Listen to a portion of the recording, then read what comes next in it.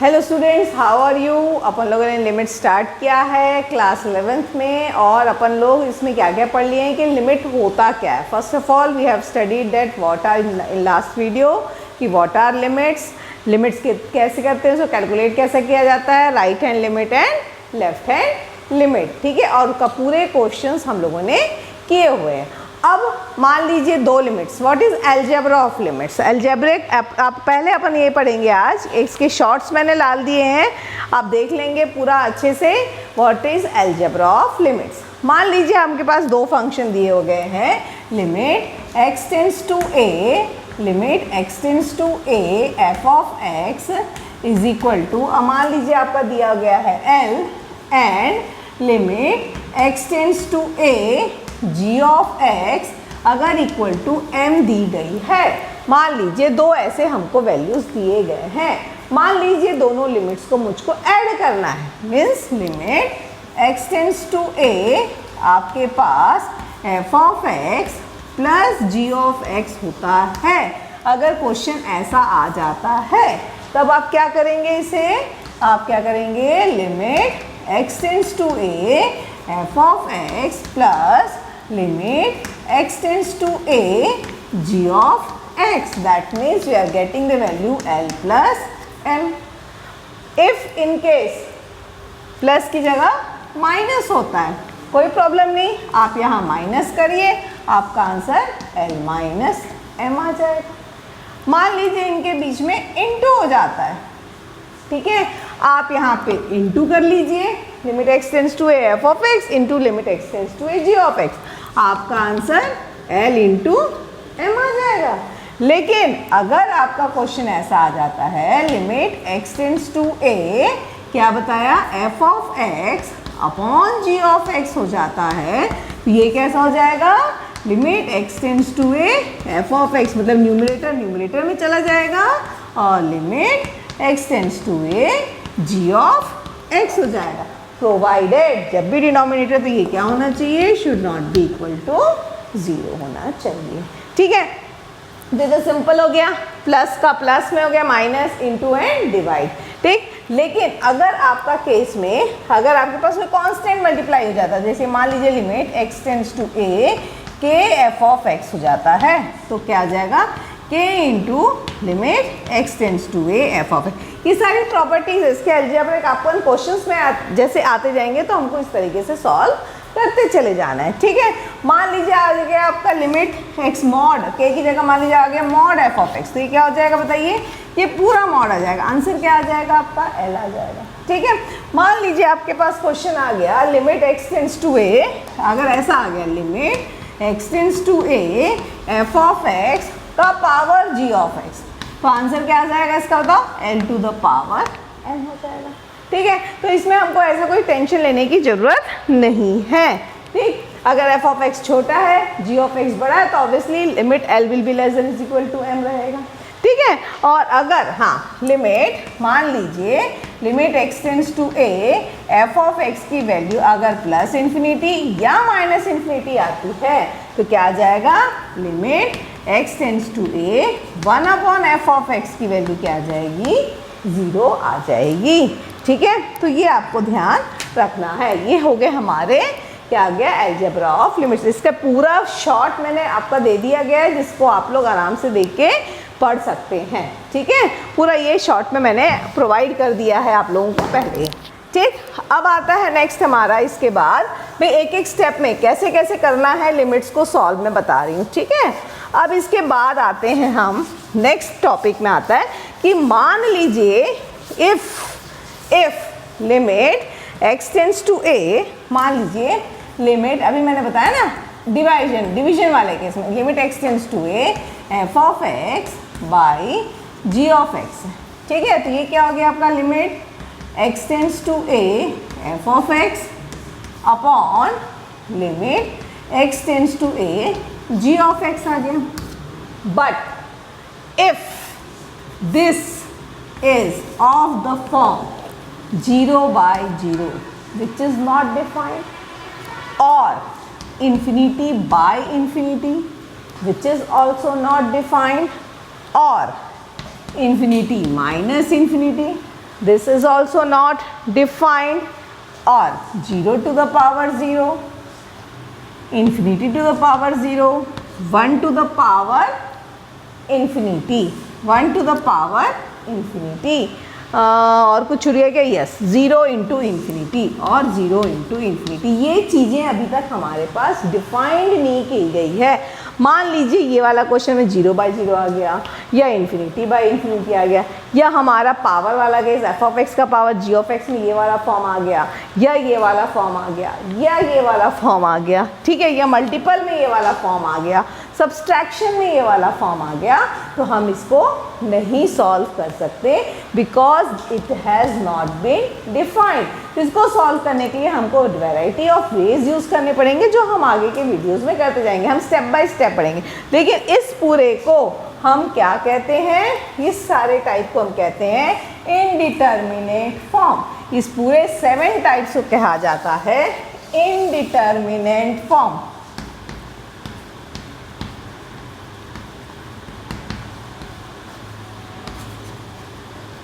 ठीक है, ये कई बार पूछा आ जाता है एमसीक्यू में, व्हाट आर इनडिटर्मिनेट फॉर्म। तो ये 7 केसेस आर इनडिटर्मिनेट फॉर्म, तो इसको आप लोगों को याद रखना है। ठीक, अब ये आ गया इनडिटर्मिनेट फॉर्म, हो गया। तो इस टाइप के क्वेश्चंस आएंगे तो ये डायरेक्ट लिमिट में नहीं बन सकते हैं, तो हमको इसको क्या करना पड़ेगा? बताइए ये चीज़ कैसे हो जाएगी सॉल्व? इसको सॉल्व करने के अलग अलग प्रोसीजर रहेंगे, जो आगे मैं आप लोगों को बताते चली जाऊंगी। ठीक है, तो अभी आ गया ये वाला भी केस। अभी हम बता दे रहे हैं कहाँ कहाँ पे नहीं हो सकता। अब जो लिमिट है, इवैल्यूएशन, हम लिमिट है वो 2 तरीके में बटा हुआ है, 2 कैटेगरी में बांटा जाता है। एक होता है अलजेब्रिक, एक होता है algebraic limits,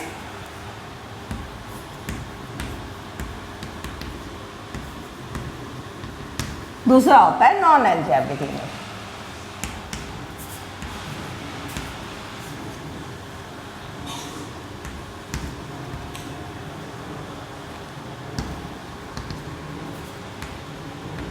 non algebraic limits. अब what is algebraic limits and what is non algebraic, पहले बेसिक समझ ले। अलजेब्रिक लिमिट्स में क्या हो जाता है? जिसमें आपका ट्रिग्नोमेट्री नहीं आना चाहिए उस लिमिट में, ना ही आपका इन्वर्स ट्रिग्नोमेट्री आना चाहिए, ना ही आपका लॉगरिथम आना चाहिए, ना ही आपका एक्सपोनेंशियल आना चाहिए। जो सिंपल पॉलिनोमियल और उस टाइप के कोई भी से बनना रहता है उसे हम अलजेब्रिक लिमिट्स कहते हैं। लेकिन जिसमें ये सारे चीज़ एग्जिस्ट करेंगे, ट्रिग्नोमेट्रिक, इन्वर्स, साइन इन्वर्स, जैसे कि अगर मैंने इसमें बता देते हैं एग्जाम्पल आ गया, मान लीजिए limit x tends to 2, x का पावर 4 - 16/x-2 हो गया। ये एग्जाम्पल हो गया अलजेब्रिक लिमिट्स का। ठीक है, लेकिन इसका क्या आ गया? मान लीजिए मैंने लिख दिया limit x tends to 0, 3 sine inverse 2x/sin x। देखिए इसमें आ गया sin x, sine inverse x, तो ये हो जाएगा नॉन अलजेब्रिक लिमिट्स। ऐसे क्वेश्चंस आएंगे वो क्या हो जाएंगे? Algebraic limits. ठीक है, तो ये आपका डिफरेंशिएट हो गया। आपको पता होना चाहिए कि अलजेब्रिक लिमिट्स क्या होता है, नॉन अलजेब्रिक लिमिट्स क्या होते हैं। ठीक है, अभी हम नॉन अलजेब्रिक पे काम नहीं करते, अभी हम पहले किस में काम करेंगे? Algebraic limits. अब अलजेब्रिक लिमिट्स को भी सॉल्व करने के कितने तरीके हैं? 5 मेथड्स हैं। ठीक है, पहला मेथड है अलजेब्रिक लिमिट्स को, पहले हम अलजेब्रिक लिमिट्स का फर्स्ट मेथड करते हैं। फर्स्ट मेथड हो गया है आपका direct substitution method. First method क्या हो गया है? Direct substitution method.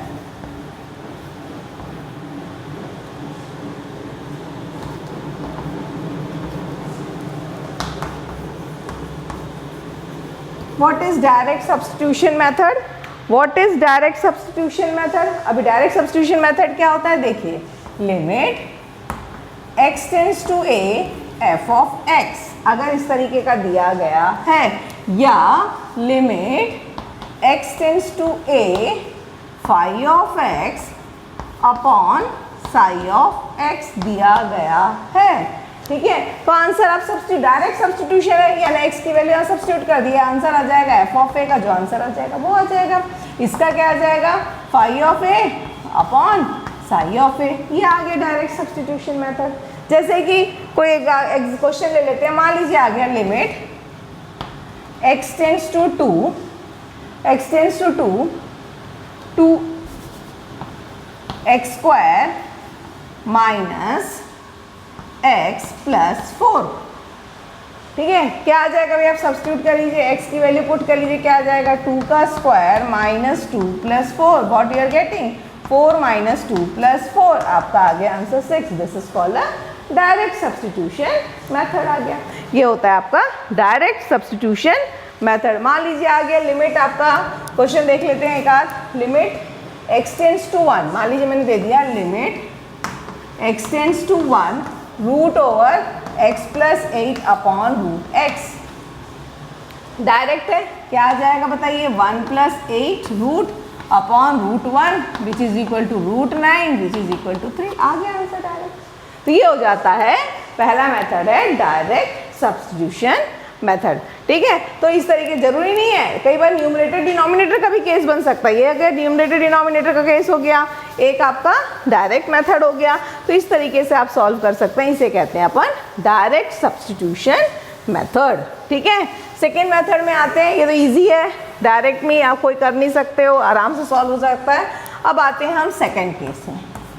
ठीक है, second case is yours factorization method. Second case is yours factorization method.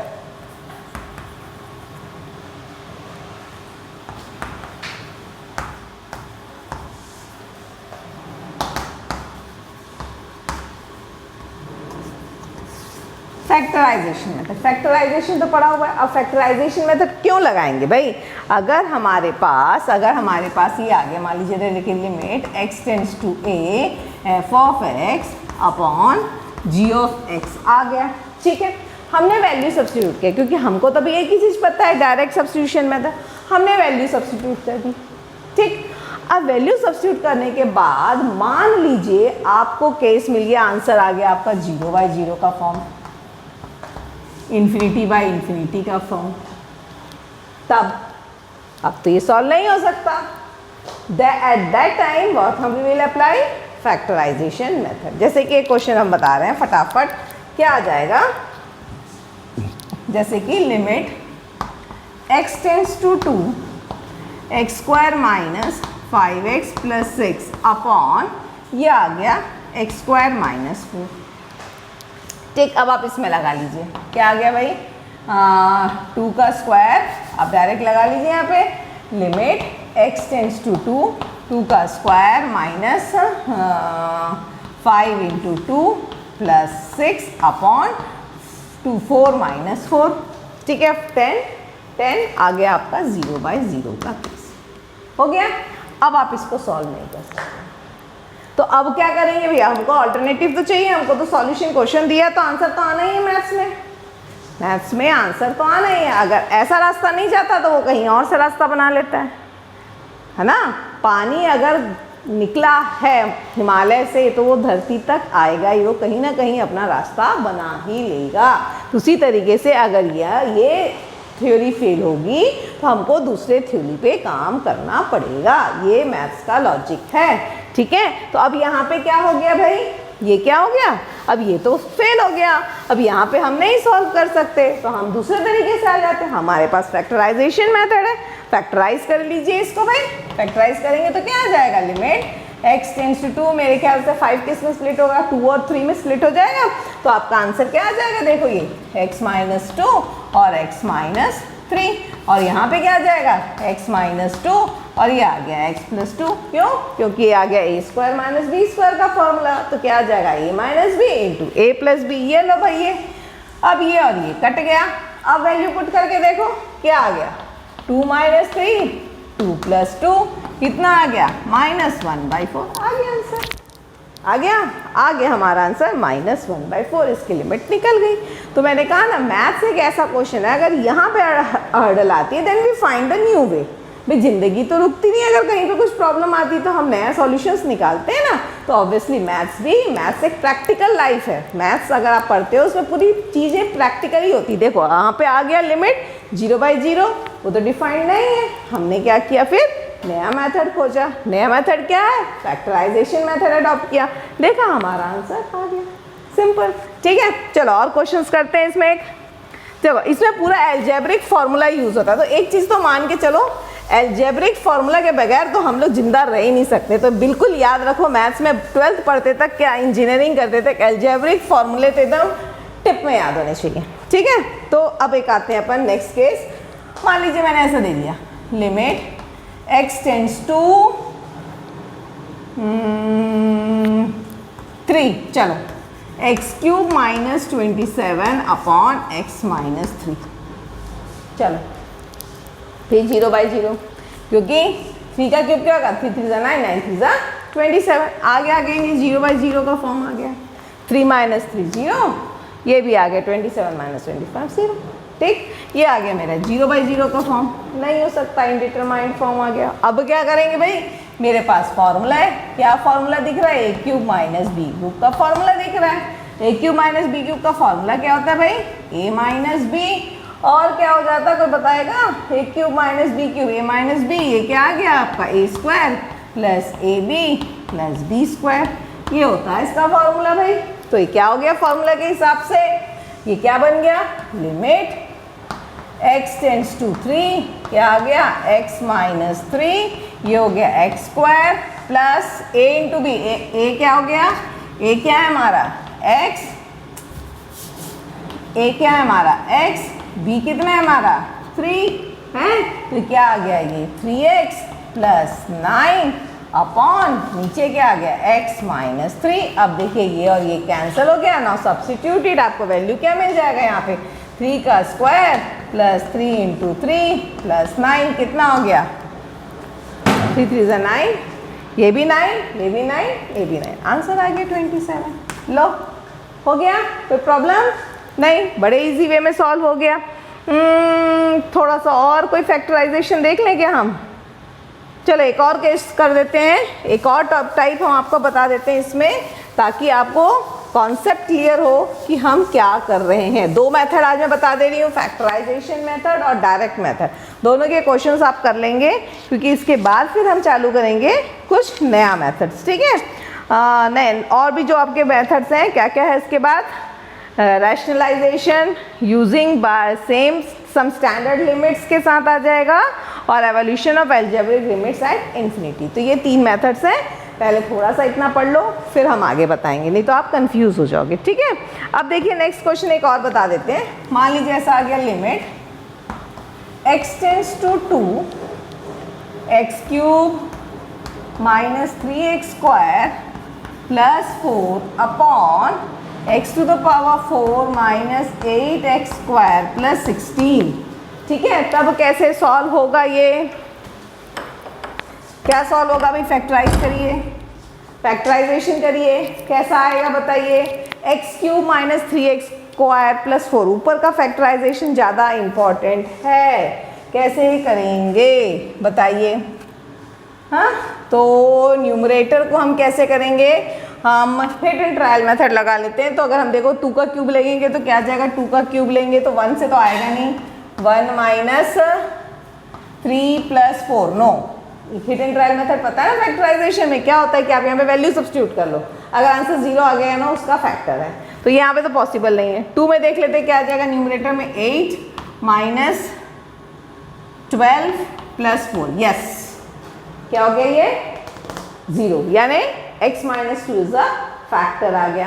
अब x माइनस 2 फैक्टर आ गया, तो अब हम कैसे सॉल्व करेंगे भाई, हमारे पास लॉन्ग डिवीजन मेथड है, अगर आप फैक्टराइज कर ले तो वेल एंड गुड, अगर नहीं कर पा रहे हो कई बच्चे, तो क्या करेंगे, अब हमारे पास x माइनस 2 से हम क्या करेंगे, इसको डिवाइड कर देंगे, क्या आ गया x³ माइनस 3x² प्लस 4, ये आ गया देखिए x², यानी क्या आ गया x³ माइनस 2x², आपने यहाँ पे माइनस किया, माइनस होने क्या आ गया minus x² plus 0x plus 4, यानी माइनस x किया तो क्या आ गया माइनस x² प्लस 2x, आप माइनस कर रहे हो तो क्या आ गया माइनस 2x प्लस 4, माइनस 2 कर दीजिए, आगे देखो माइनस 2x प्लस 4 आ गया, रिमाइंडर 0, यानी क्या आ गया, ये कैसा हो गया भाई, लिमिट x टेंड्स टू 2, आपके पास क्या आ गया, ये फैक्टराइज हो गया x माइनस 2, और ये आ गया x² minus x minus 2 upon, ये क्या दिख रहा है एक्स स्क्वायर को ले लो, ए स्क्वायर माइनस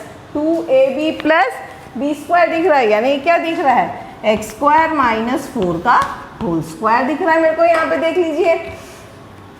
ठीक है, तो अब फिर यहाँ पे होल स्क्वायर है, यानी मेरा ये फिर कैसा आ जाएगा बताइए, अभी भी ये 0/0 का फॉर्म आ गया, क्योंकि 2 का स्क्वायर 4 -2 ये भी 0, ये भी 0, ये भी 0, फिर ये 0/0 का फॉर्म आ गया। अब क्या करोगे, पहले भी 0/0 का फॉर्म आया था, अब फिर 0/0 का फॉर्म आ गया। अब क्या करेंगे, फिर स्प्लिट मारते हैं, देखिए फिर फैक्टराइज कर दीजिए x - 2, न्यूमरेटर को भी फैक्टराइज करना पड़ेगा कि यस, क्योंकि न्यूमरेटर फिर 0 हो रहा है। x स्क्वायर माइनस एक्स -2, यानी क्या करना है, -2x + 1 में कर लोगे तो आपका फैक्टराइज होके क्या आ जाएगा, x - 2 और x + 1। ये लो, अब ये आ गया। डिनोमिनेटर क्या आ जाएगा बताइए, x - 2 x + 2 again x - 2 x + 2 हो गया ये। अब ये दोनों माइनस वाले टर्म्स मेरे कट गए।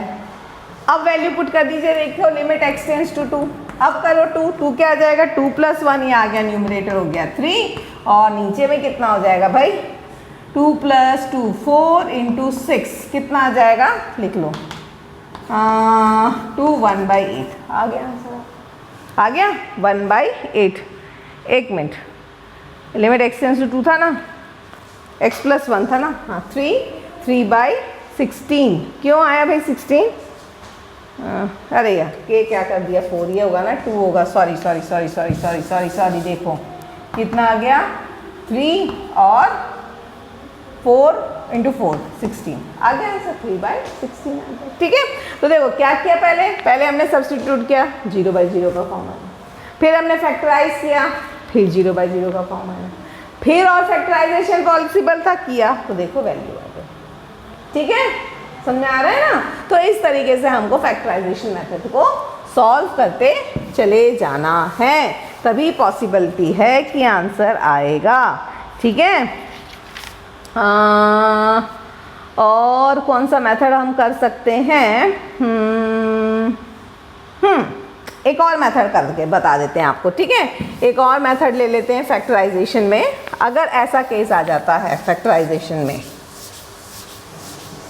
एक 0/0 का बता दिया, एक इन्फिनिटी माइनस इन्फिनिटी का भी बता देते हैं। ठीक है, मान लीजिए क्वेश्चन आ गया, limit x tends to 1 2/1 - x² plus 1/x - 1। अब देखो यहाँ पे सब्स्टिट्यूट करो, 1 - 1 0 1 - 1 0, तो आपका क्या आ गया, ये इन्फिनिटी। अगर अच्छा ये प्लस है तो इसको एक काम कर लो, ऐसा कैलकुलेट करो, limit x tends to 1 2/1 - x² minus 1/1 - x, क्योंकि मेरे को इन्फिनिटी का केस है, तो ये आ गया इन्फिनिटी माइनस इन्फिनिटी का केस हो गया भाई, हो गया।